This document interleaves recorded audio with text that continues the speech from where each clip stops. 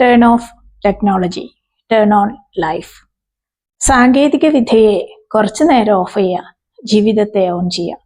Mobile സ്ക്രീനുകൾ വിവരം നൽകും, പക്ഷേ ജീവിതത്തിന്റെ യഥാർത്ഥ സ്പർശം നൽകുന്നത് മനുഷ്യരും പ്രകൃതിയും നിശബ്ദതയുമാണ്.